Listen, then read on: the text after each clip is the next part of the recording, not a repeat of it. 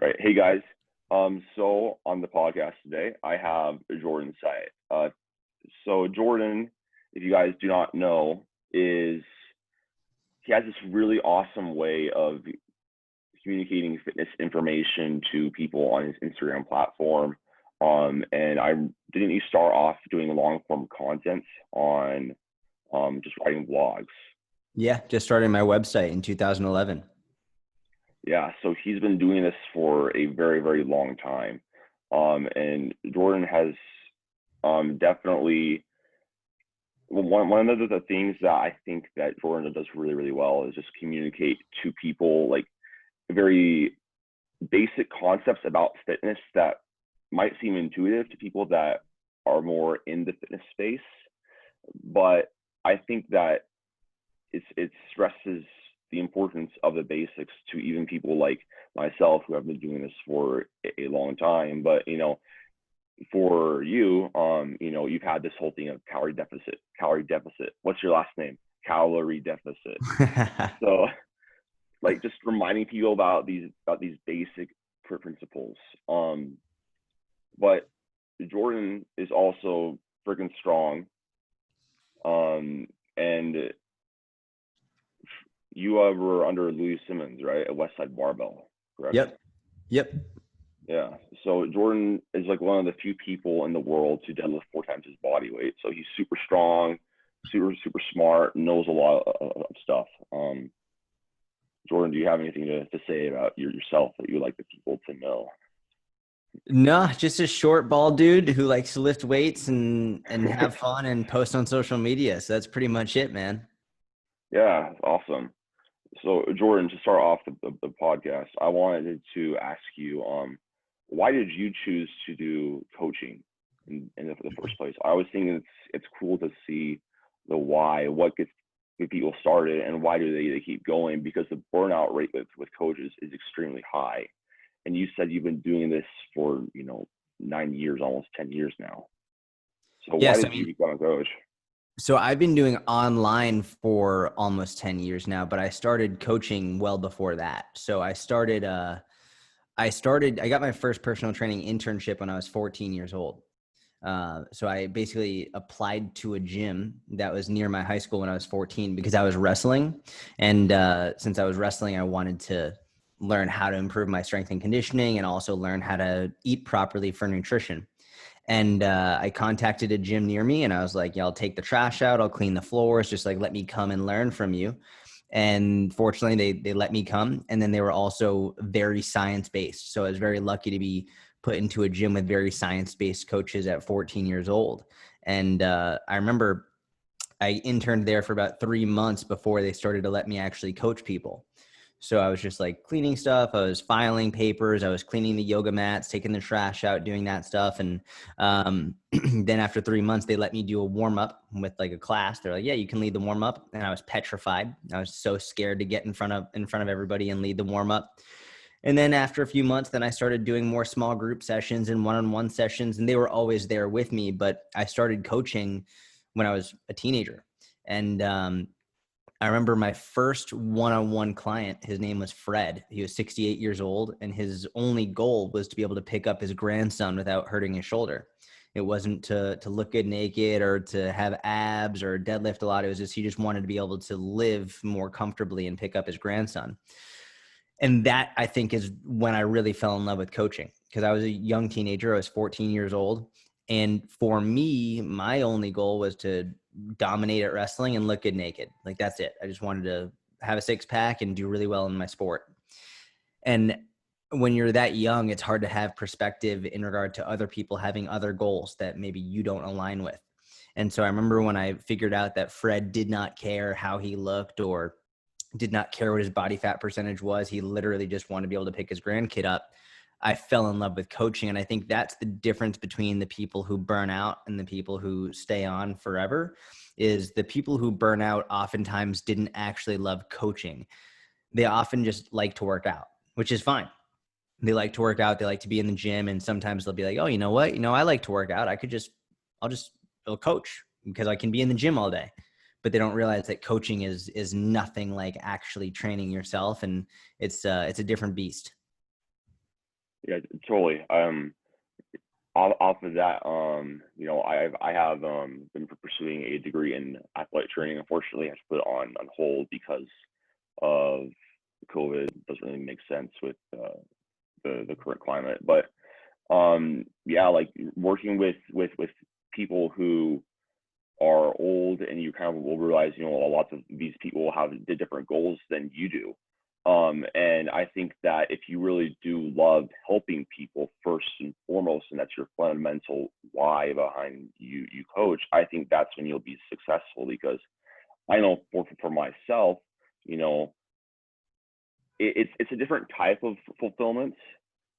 Helping somebody bend down to squat off the floor, like we take that for granted sometimes, but for a lot of people, just squatting down with their body weight to pick up their kid, that it's back pain because of like the moment arms and whatnot and all this other stuff. But I think that you need to, if you really care about people first and foremost, which I think you do an amazing job of letting your clients know, like on your, I love how when you respond to your DMs, somebody says, and they share their progress a little bit with you.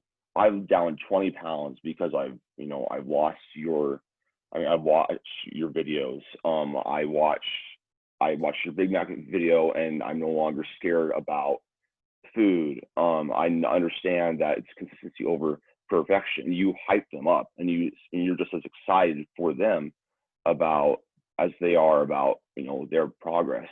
How important do you think it is for a coach to let to have that sort of a reaction to people? How important is that with making it I guess with not only with making them feel safe with you, like they can trust you, but just with helping them keep going. So you're asking a really good question, and it took me a long time to learn this. And it's something I've never seen anyone else ask, and I'm very impressed that you're asking this. It's not that we're making them feel safe. It's the purpose of that is to help them believe in themselves, right? So there's a term, if you get into behavioral psychology, it's called self-efficacy.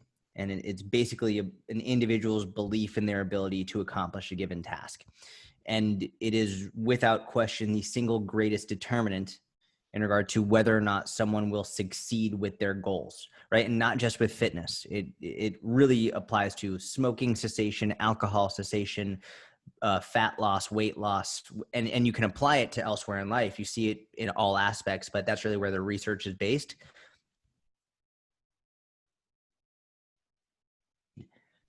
Then why would they bother trying?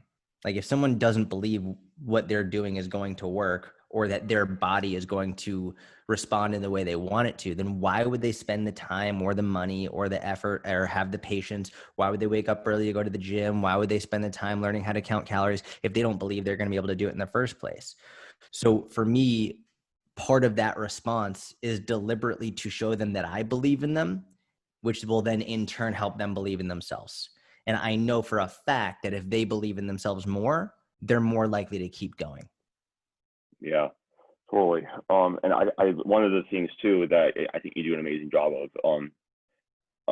just going off of that is showing your scale weight when you're in a certain phase. Showing, hey, it's normal for it to move up and down all around, but something that, because I come from a past of disordered eating. I was anorexic for 5 years, and lifting weights fortunately got me in a much better place. But I remember, and for myself still, there was like I still will have sometimes a funky relationship. I think it's a little bit normal to kind of like, why is it not this perfect tool that like goes down like this linearly or up like this linearly when I want, like when I'm gaining or when I'm losing. I think you call it like Professor Slughorn's like downfall, like where like you'll have like the students just be cruising, and then like boom, Yep. cruising, boom. That's how I lose.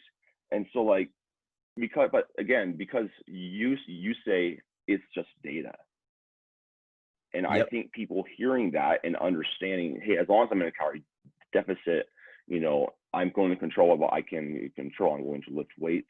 I'm going to try to, be reasonably active. I'm going to try to not eat, like an idiot, but, I'll also be aware of, I can have a Big Mac and every single day, by the way, and still lose weight.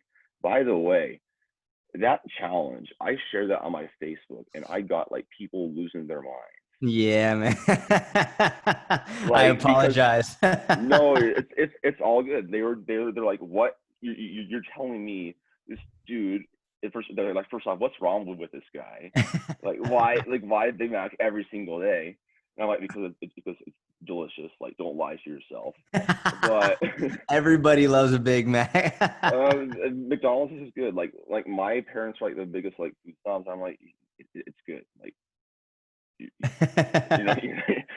not like McDonald's. It doesn't make you cool. But There's a reason they've sold billions and billions of burgers, because they yeah, taste really good. yep. So, what spurred that crazy stunt of yours with the Big Mac? A lot. So it's something I've wanted to do for a long time. I remember talking about it years ago, wanting to do it, mainly because I was I was very disenchanted with Super Size Me, with that documentary. I did not like that documentary, mainly because it was unbelievably biased and narrative driven. And the whole purpose of it was to scare people away from eating McDonald's and fast food. And they did a wonderful job of it. Basically, I wanted to show people that, not that fast food is healthy and not that you should be eating more McDonald's in your diet. That's not my purpose. The purpose is to be able to get you to not feel guilty when you have a quote unquote bad food, right? So if you have a slice of pizza at your daughter's birthday party, like, a lot of people would do that and they'd feel guilty about it. And then they would starve themselves the rest of the day. And then they'll over exercise the next day because they had a goddamn slice of pizza. It's like, relax. Or it's they had a slice of cake at their nephew's graduation ceremony, and then they feel terrible about it and they think they ruined all their progress and they quit their diet altogether because they had a slice of cake. It's like, the side of the fitness industry that demonizes any single food does far more harm than good. And my whole purpose with trying to get people to understand there's no such thing as a good or bad food, it's all about your diet and exercise and nutrition and lifestyle as a whole, is to get them to be able to enjoy their favorite foods in moderation so they can keep making progress without letting it all go because they have one bad meal. Yeah, and I think that's so important because it does spur a lot of eating disordered behaviors. Orthorexia spirals into binge eating disorder, into anorexia, and all these things. So, what would you advise to people who may be confused about nutrition? Because there's a lot of confusion. And what would you tell somebody who wants to start a healthier lifestyle, who has zero background of tracking? They don't know what a protein, they don't know what a carb is, they don't know what a fat is, they don't know what it does. What would you tell somebody who just has no structure, wanted to, eat healthier, look a little bit better, feel better? I would say, let's say this person, they want to start, maybe lose a little bit of body fat. They want to start. The thing is with this specific question is, and it's not really a fun answer, but the truth is, you can't understand it until you're educated on it, right? Like, you can't understand you can't know if you're being lied to if you don't have any even base level of education. A lot of people say, well, how am I supposed to break through all like the myths and like the bad accounts and like the people who are telling me lies and whatever? You have to have a base level of knowledge. Otherwise, you're susceptible. You're incredibly gullible. Like, you have no idea. So for me, the first thing to do is start learning about calories, proteins, carbs, and fats. Just learn about calories and macronutrients. I would say that's like the first and foremost, most important thing you can learn. And I would say, if we're looking at the base of the pyramid, look at your calories. Like, if there's only one thing you do, just start tracking your calories. Because here's the thing. If we look at globally what's going on, not the coronavirus, but like the obesity epidemic, like globally, there's an obesity epidemic. There are in the United States and other countries as well, there are people who are significantly overweight, way too high body fat percentage, and it's leading to a lot of diseases and dying early and metabolic disease, like heart disease, all this stuff. So with that in mind, this is one of the reasons why I beat the drum of calorie deficit so hard, is because the vast majority of people need to get their body fat in check. They need to lose weight in order to be healthier. So if all they did was learn about calories and start tracking their calories, if that's all they did, they would be better off for it, right? If they just took that one step, and maybe they don't even learn about what a calorie is. Maybe they just start writing down everything they eat, right? They just write down everything they eat for a week. I guarantee you they'd look at that piece of paper and they'd be like, holy shit, I didn't realize I ate that much. Yep. And just that simple awareness would then spur them to maybe not eat different foods, but maybe eat less of what they're currently eating. So even if they don't change their diet at all in terms of composition, but they change it in terms of the amount, that'll help. And so then once they start to see that progress, they'll believe in themselves a little bit more. Then maybe once they start to lose weight, they'll be like, you know what? Like, I'm going to start eating more fruits. And then maybe I'll start having a little bit more vegetables. Maybe I'll drink more water instead of more Coke, whatever it is. And then from there, they start to make these changes. But if you can only make one, I would just say start with tracking your calories and looking at your portion sizes. And going off that, because I know I will tell some people that on social media or whatever, and one of the common kickbacks that you will see, typically from the more extreme view, because people like to extreme things with this, is you're promoting eating disorder behavior by tracking your intake.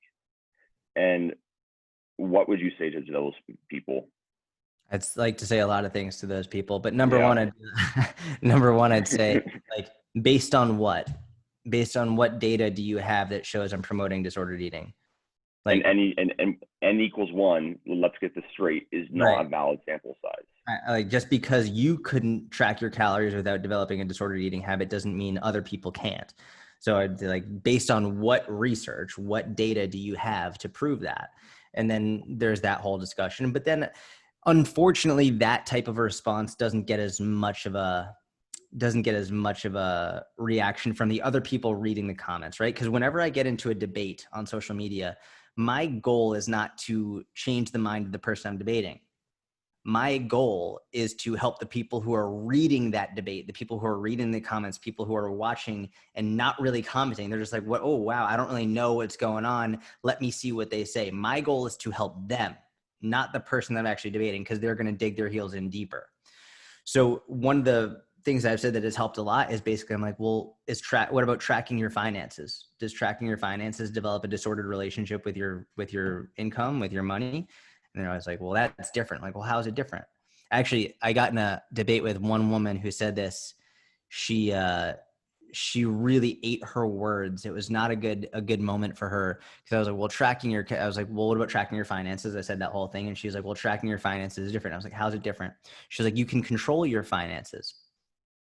It was a very sticky thing to say, not a good thing to say. And I was like, are you sure before we move forward, you want to go under the notion that everybody can control their finances? And she was like, well, that's not what I meant. Da, da, da. It's like, no, you can't always control your finances in the same way you can't always control your calories. It's like, it's not always controllable. It's not always there. There are going to be, and that's why you have to develop a healthy relationship with it. If you have an obsessive relationship with calorie counting, then yeah, you're going to have a very unhealthy relationship with it. If you have an obsessive relationship with tracking every single penny you spend and every single penny that goes into your account every single time, you better believe you're going to have a terrible relationship with your finances. You're going to always be in your bank account looking, oh my God, like you spend $100 on a gift and all of a sudden you're like, oh my God, I lost $100. I don't have $100 anymore. It's like, it's not about what's in the bank right now. It's about the systems you have to get things back in there and to make sure that you're not spending too much at any one point in time. Same thing with calories. It's not about what you have going on right now. It's to make sure that as you're eating, you have a healthier relationship to get good stuff in, and also make sure that you're moving enough to burn enough on the way out. That's all it is. Absolutely. I totally agree. And what I found with a lot of people is that once they do start counting calories, because they, like, and, over time they'll be able to tell, oh, this is around what I need for my maintenance. Trial and error is always the best way. Like the calorie calculators are a great start. And I think that is like, I'll have some people say, oh, well, they're not accurate, so don't use them. I'm like, no, they provide a really great starting spot. But for some people, they're going to be basically right on the money. For some people, it's going to be drastically too low. It's going to be too high for other people. But the good thing about those is that if somebody is typing in calorie calculator, at least they're trying. At least that's showing that they have some motivation, which is the first step of the habit formation. I'm obsessed with behavioral psychology. And I really wanted to dive a little bit deeper into, I guess, how can people make like fitness a habit and make it fun and make it, and like kind of like, I guess, not always rely on like motivation to go into the gym. Like, how do you get to the point where it's a part of your identity? It's a part of your lifestyle. Because I feel like that's a big barrier to a lot of people. And in my university courses too, they really stress this with, I took one class basically on epidemiology, and, saying one of the biggest barriers to fitness is people thinking they need, it's an exorbitant amount of effort. They see these top, tier athletes and they think I have to do that, which is really just, it's not true unless you are a professional athlete. I know that I kind of ramble there. I guess the main point is, what would you do and what advice would you give to people who are just starting? How do you make this fun, sustainable, something that you can do for life? Because I think that's the real point here. This fitness is not a 30-day challenge. How do we get somebody to do this for life? Well, I think there's a couple things. And I think the first one will be, how do we make this fun, right? Like, how do you make fitness fun? I think for me, I'm not a big fan of BSing people. And the reality is, for a lot of people, it's not going to be fun. For a lot of people, they're not going to like it. And it's just the truth. Like, a lot of people are not going to like doing goblet squats and Romanian deadlifts and push-ups and rows. They're not going to like it, and they never will. It doesn't mean they shouldn't do it. If given the choice between a donut and broccoli, like, I would rather have the donut. I'm pretty sure every single person would, but it doesn't mean that I'm going to choose the donut every single time. It means I'm going to do the decision that I know. I'm going to make the decision that I know will make me more proud. I'm going to make the decision that I know is going to benefit me long-term. I think the more we tell people fitness should be fun, you should be having fun, then the more people who actually aren't having fun are going to get pushed away from it. Because I'm like, well, I'm not having fun. It's like, well, listen, I'm not going to lie to you. You might not like it, but that doesn't mean you shouldn't do it. So that's number one. It's like, I'm not going to stand here and BS you. If you don't think it's fun, then who the hell am I to tell you should be having fun? Like, I'll do my best. I'll try and maybe set up some circuits or some games that we can play to make sure that this is as fun as possible. But 3 sets of 12 goblet squats, it's not fucking fun. Like, it's just not. So I'm not going to pretend that it is. And then, not to mention getting up at 5 a.m. and going to the gym. And if that's what you have to do because you have 3 kids, you're a single mother, you're working a full-time job, it's like, it's going to suck. Yeah. But so then we have to talk about, all right, awesome. Maybe it's fun for you. Maybe it's not fun for you. Ideally, you find something you enjoy, but let's talk about how much effort you have to put into it. This is, I think, the really important conversation. I think a lot of people think, like you said, they have to be working out 7 days a week, 2 sessions a day. They have to be massively restricting their calories. As soon as people hear like work out and diet, they think outrageous amount of exercise. It's going to be 2 hours a day and then restricting their calories so they can never enjoy their favorite foods. That's the issue. It's like, that's why they don't do it, is because they think that it has to be some outrageous. Like, elite athletes don't even do that. Olympic caliber athletes don't train 7 days a week, 2 times a day and restrict calories. That's not what they do. If you look at Olympic caliber athletes, their heavy training days, like their serious training days, 4, maybe 5 times a week. That's it. Then they might do other stuff on their off days, like mobility, some massage, whatever it is. But their heavy strength training, like their main workouts, 4 or 5 times a week. That's really it. So then we can talk about, for an everyday person, 2 to 3 days a week is plenty. Get in there for 30 to 45 minutes. You can do it at home if you want. You don't need to go to the gym if you don't want to. For me, it's about breaking down the barriers. It's about making sure that they know as much as they need in order to get done what they need to. And I don't care if that's just going on a walk. I don't care if that's just drinking more water. I don't care like how small it is, but they have to start somewhere. And so the more we can break it down into something that's small and bite-sized and doable, the more likely they are to start to get this, the more likely they are to start, period. And that's really where I'm most concerned. Yeah, I think that it's really great stuff there. Going on off of what you said about, in my experience too, like is, I've helped at my university weight room, helping out with, the strength teams there, the sport teams there, they're not training for like that long really, like especially in season, like it's like 30 minutes or whatever, but they are practicing. But I think that basically just establishing, look, it might not be fun for you, but it is important. It's Absolutely. Like you go, like it's like I don't like going to the doctor, so I'm going to go to the doctor because I need to make sure that I'm healthy and stuff like that. And I think that fitness is something that, even if you don't necessarily enjoy every single second of it, because dude, heck, like, and like, you prepped for powerlifting meets, correct? Yeah, for years. Or whatnot. Yeah, when you're peaking, do you like training? I don't like training when I'm peaking. I don't like training when I'm cutting weight. But I'll give you another example. This is an example I think a lot of people will hit home with. I'm not a parent yet. I'm assuming you're not. No. So what does almost every parent say about being a parent? They say it's the hardest job in the world. It's the most difficult, hardest job in the world. But they wouldn't trade it for anything. They wouldn't trade it for anything. They love it. They love it not because it's easy and not because it's always fun, but because it's rewarding, it's fulfilling, because they're helping someone else. This is an interesting component of human behavior. If you look at humans who are given, they go to the doctor. They have a problem, and they're given some type of medication. A lot of those people who are given the medication will not take it. It's like, I'm just not going to take the medication, whatever, like for whatever reason. If that same person takes their dog to the vet and the vet gives them medication for their dog, they are significantly more likely to give their dog the medication exactly in the exact proportions and at the exact times the doctor says, because people are often better for taking care of other people than they are for themselves. It's very interesting. People are often more likely to take care of someone else than they are themselves. So going back to the parent example, they're not doing it because it's easy, and they're not doing it because it's fun all the time. They're doing it because it's the right thing to do. Same thing with exercise. We're not supposed to do it because it's going to be fun all the time. Every single person would rather stay in bed. It's more comfortable. Every single person would rather go to bed early.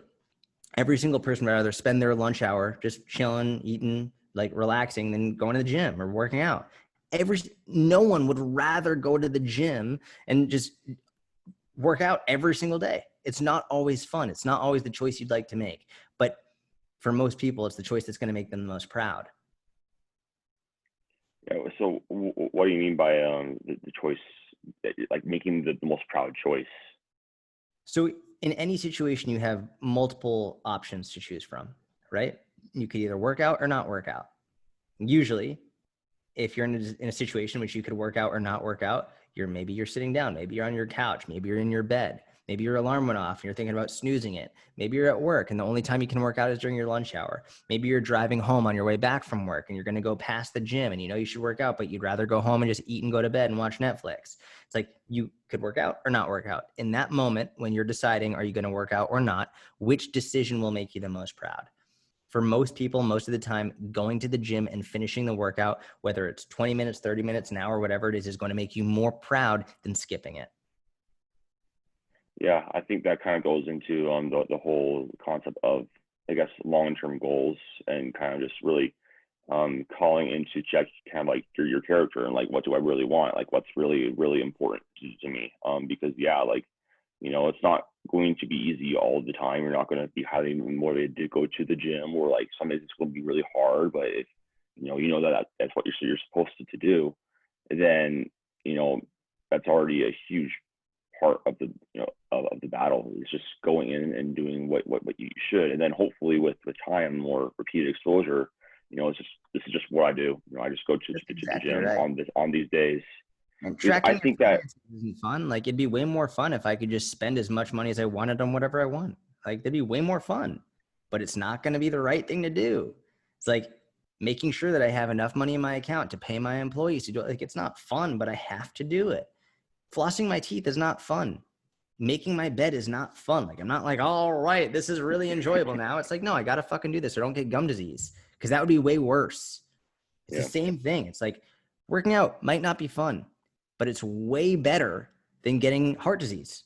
It's way better than being severely overweight and not being able to move. Like, for me, I always try and encourage, because I don't want to bullshit people. I don't want to tell them it's going to be fun when it's not. Because then when it's not fun, if I told them it is, they're going to be like, well, this sucks. Like, he lied. I thought it was going to be fun. Listen, it might not be fun for you, but that's not the question. The question is, are you going to do it because you know it's right? Yeah, I think I freaking love that. So kind of just going back to the whole coaching thing, because you point out something that was really really cool about when you give, like, if somebody goes to a vet and they give like their dog gets medication, people are much more likely to give actually follow that prescription. I think it's kind of the same thing with coaching and adherence. Do you think that, like, that's kind of like what makes coaching so, like, assuming the coach is good and they actually are science-based and understand things, like, do you think that's the reason why coaching makes a big difference for a lot of people? In terms of, in what sense? In terms of, I guess, actually sticking to something like fitness, like when they're starting out, and then following through. Oh, Because absolutely.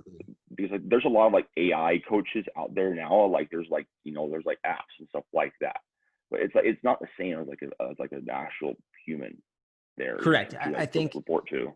there's something to be said for accountability, right? Accountability is huge. And I mean, if you look at in terms of, we could look at this in terms of, I always like to look at alcohol cessation, smoking cessation, because it's very similar to what we deal with coaches in terms of weight loss and getting people to fitness, right? To improve their fitness. If you look at alcohol cessation or any drug cessation, one of the first things they do is they get you to have a sponsor. They have someone that you can call at any time. If you need help, you call them. They'd rather you call them than relapse. So having that one person and be held accountable to is very, very helpful. It's a strong support system. Same thing with a coach. When you have a coach, or when you're paying a coach and you're reporting to the coach, telling them how consistent you were with your workouts, your nutrition, you are radically more likely to stick to it because you have that person to report to, because they're there, because they're going to be checking in on you. So yeah, absolutely. Yeah, I found that's for myself, I will get asked like, well, why do you have a coach? And for me, it is that, it's that accountability. It's knowing, I have to tell my coach, hey, this is how this workout went. He's going to expect me to say this is how this workout went. He expects me to send me the workout videos. He expects me to gain weight or lose weight or maintain my weight during this time. And if I'm not doing that, then I have to answer to him, and so that increases the likelihood of follow through. In terms of, I guess, choosing a coach, like, what should people look for? Because I think this is also like a big question that a lot of people have, because unfortunately, again, and I personally think it comes down to education and like knowing like actually like a baseline level, so you can actually like sense like this is right and like this is wrong. But how should people choose a coach for them? Because there are plenty of good coaches out there, but they might not actually be a good coach for you. Mm-hmm. So how do you kind of break through that, I guess, fog, and kind of choose a coach if that's Yeah. something that you want? It's interesting. I've been asked this question a lot lately, and I have a couple of answers, but the first one I'll give is not going to be the most popular one, but I think it's very much the truth. And I'll give an example to start.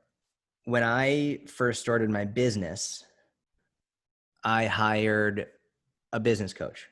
And actually, it was probably about 2.5 years after I first started it. When I started to make more money and I could afford to hire a business coach, I was like, all right, I'm gonna hire a business coach.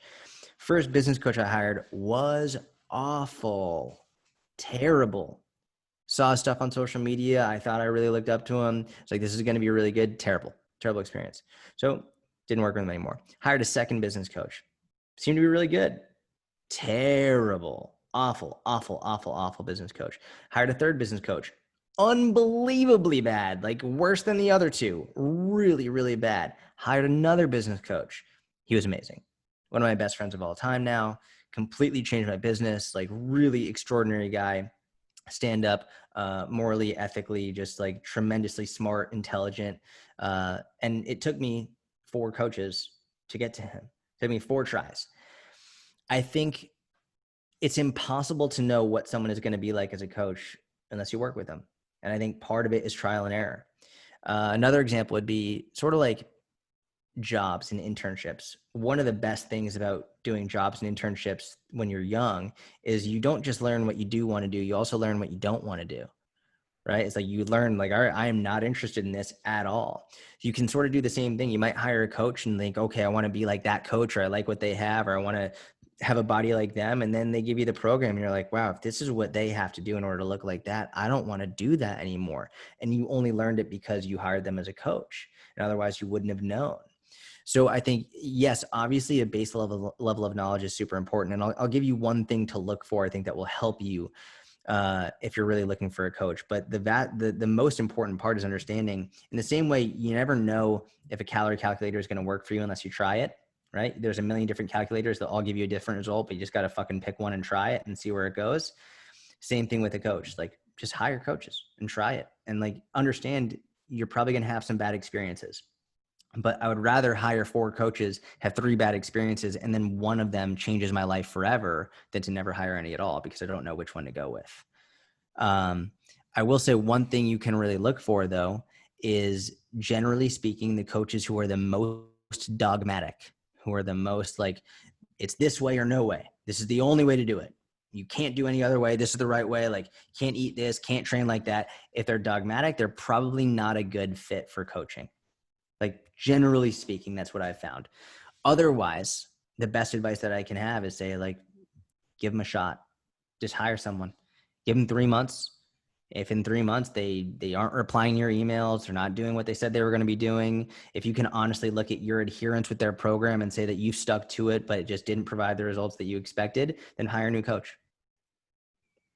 Yeah, I think that's something that's huge. You know, obviously you can go and you can choose who you think might be a great fit, but really until you actually do try and you do work with that person, you'll never really know. And sometimes, like, maybe they are a good coach, but they're just not a good coach for you. You know, maybe they do have a lot of improving track record of success, but for whatever reason, it just isn't gelling.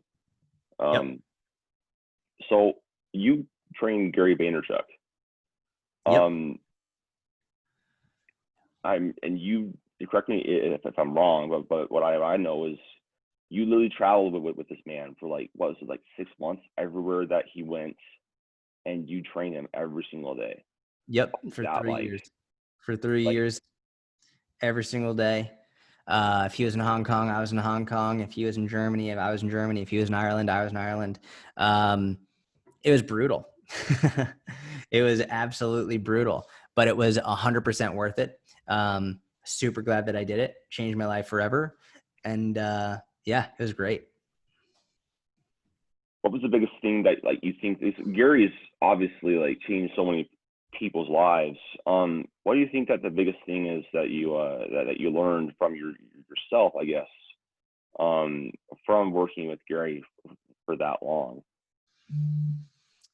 That I learned from myself. I would say I learned how hard I can actually work. Right. So one of the things about when I started coaching Gary on June 1st, 2016. And I had been making content since July 2011. So it was about 5 years that I had my own business. And I thought when I started coaching Gary that I was already working very hard. I thought that I was just grinding. I thought I was hustling. I thought that I was just like, I was a hard worker. And I was a hard worker relative to most people. But relative to Gary, it looked like I was constantly on vacation. And that guy works harder than anybody I've ever met in my life. And being around Gary and being in that ecosystem showed me how much room I had to grow and how much harder I could work.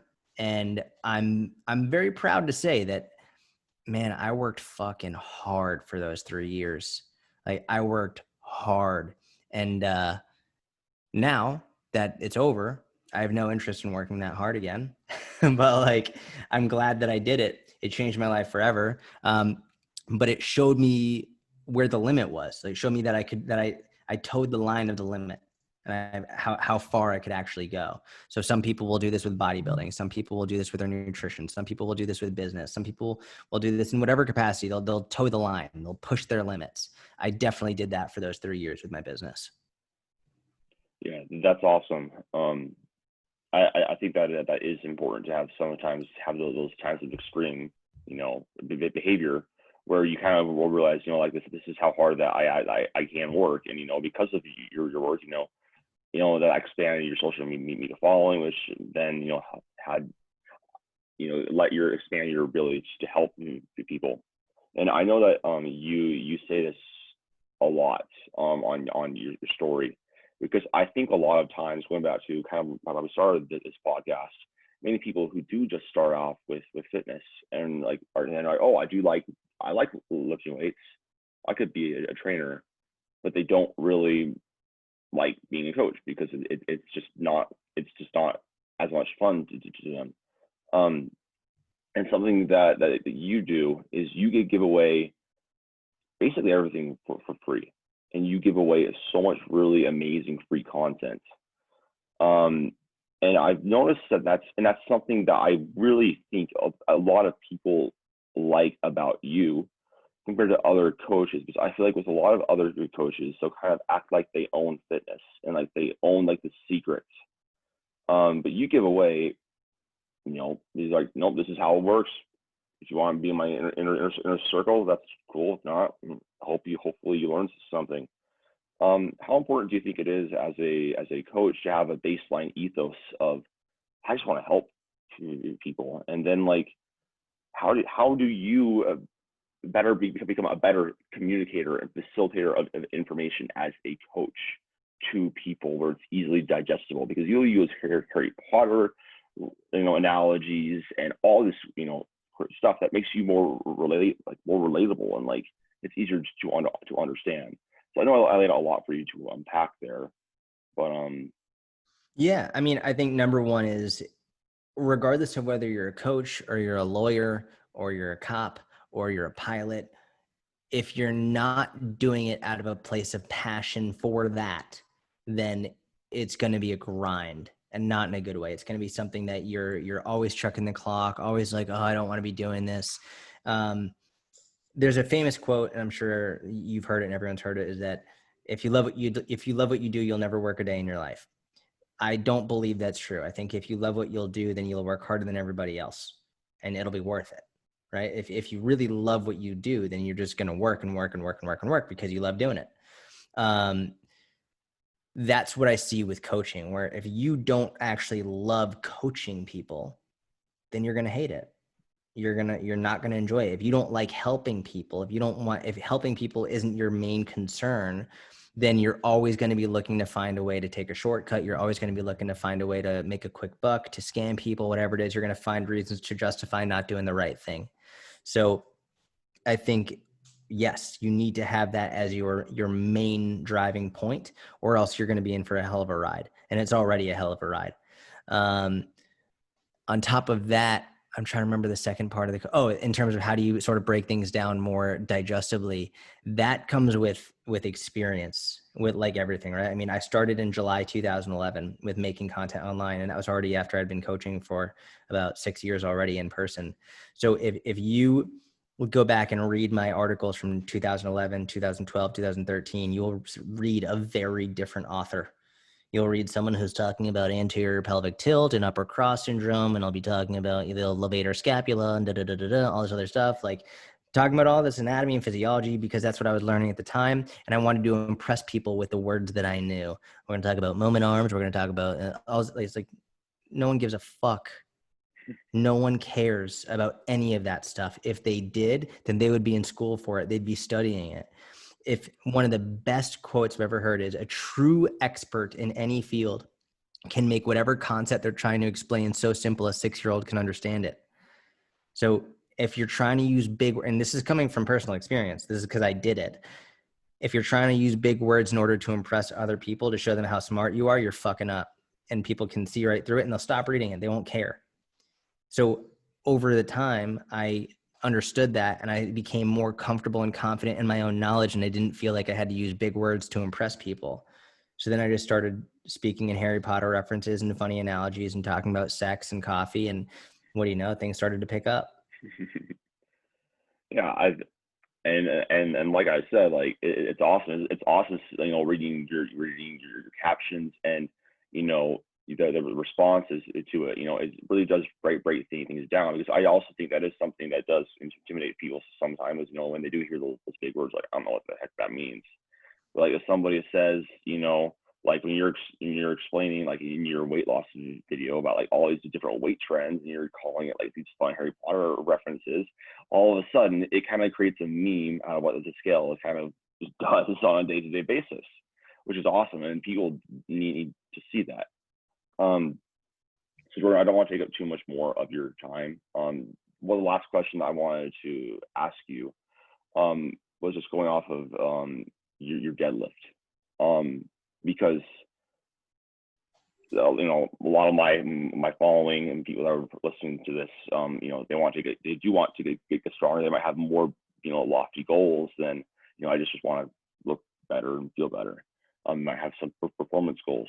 When you were at Westside, you learned from Louis Simmons, one of the best strength coaches and conditioning coaches in the whole entire world.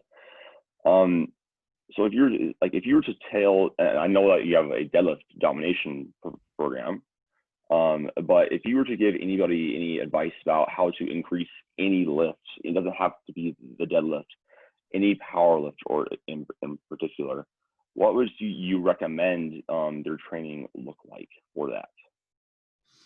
So we'll talk about the deadlift because that's my favorite lift, and I think it's the best lift. So we'll go with that.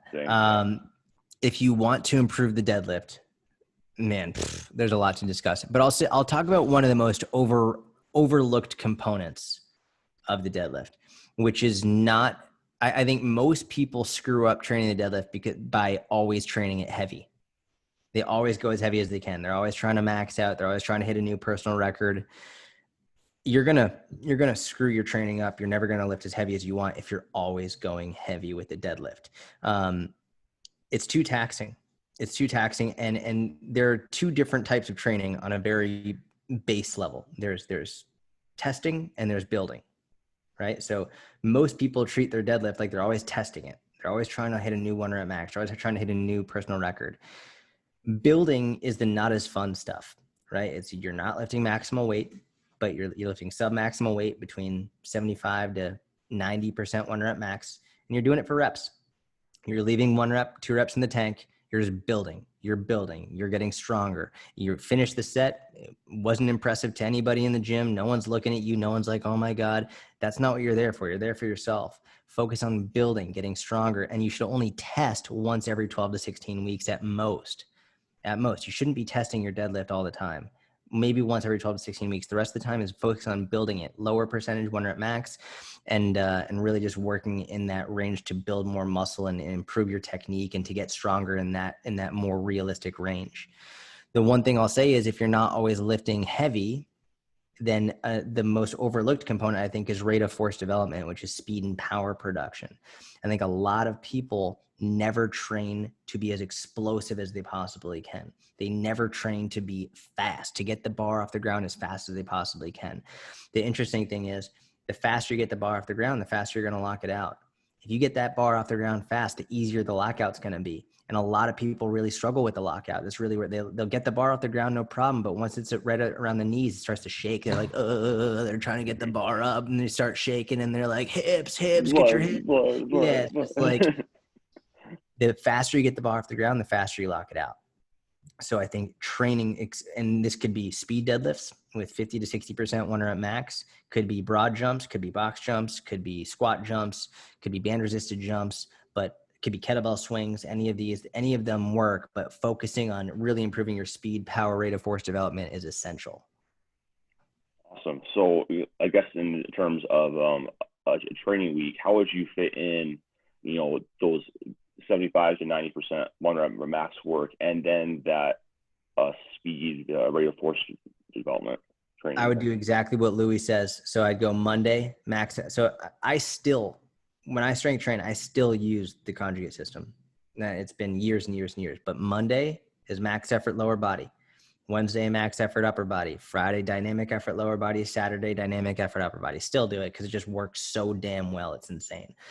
So what that would look like for the deadlift to be Monday, you'd work up to 3 to 5 sets of 3 to 5 reps for heavy deadlifts, somewhere in the 75 to 90% range, right? I know Louis talks about working up to 1 rep max, but I'm not, for the vast majority of people, they don't need to be doing that. Yeah. They need to lower percentage and focus on technique a little bit. So Monday, 3 to 5 sets of 3 to 5 reps between 75 to 90% 1 rep max. Friday, you would do like 6 to 10 sets of 1 to 3 reps of dynamic effort deadlifts, speed deadlifts, using 50 to 60% of your 1 rep max. So if your 1 rep max is 500 pounds, which most people is probably not, but if your 1 rep max is 500 pounds, you're going to use 225 to 275. It's like, it's not heavy for you. And it's not supposed to be heavy. It's supposed to be as heavy as you need it to be able to move it around as quickly as possible, right? To really be explosive with it. I would also say before your max effort work and before your dynamic effort work, also do some type of explosive work. So jumping, kettlebell swings, broad jumps, squat jumps, box jumps, stuff like that can really help a lot. Yeah, I really like for my in-person clients, I'll definitely do a lot of broad jumps, because something I found a lot of people have a big misconception with the deadlift is they think that it's just pressing straight up and down off the floor. When in reality, you need to push forward and down, and that's why that's what broad jumps kind of teach you to do, and they teach you to get that. I'm going to get nerdy, hip extension that is really, really important for the deadlift. So yeah, and then over time, how would you incorporate a deload? So I always deload based on how you feel. Like, that's how I've always structured it. Like, if you feel good, go lift. And if you feel like you need to deload, take a deload. Basically, for higher level lifters, I'm not a fan of pre-programming a deload, because they're pretty good at feeling out their body and knowing if they need to take a day. So some people have an entire week that's just a deload week, and they pre-program that every single month or every single phase. If I'm working with general population or a lower level lifter, then what I'll do is I'll basically make the first week of the new program a built-in deload week.